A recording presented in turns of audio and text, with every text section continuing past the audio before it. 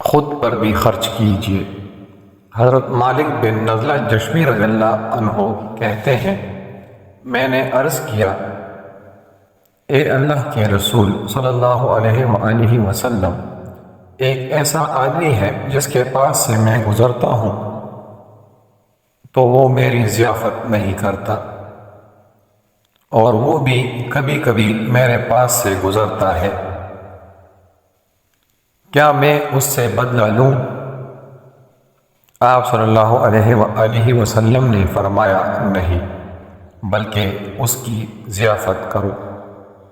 آپ صلی اللہ علیہ وآلہ وسلم نے میرے بدن پر پرانے کپڑے دیکھے تو پوچھا، تمہارے پاس مال و دولت ہے؟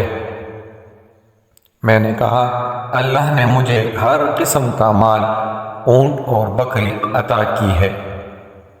آپ صلی اللہ علیہ وآلہ وسلم نے فرمایا، تمہارے اوپر اس مال کا اثر نظر آنا چاہیے۔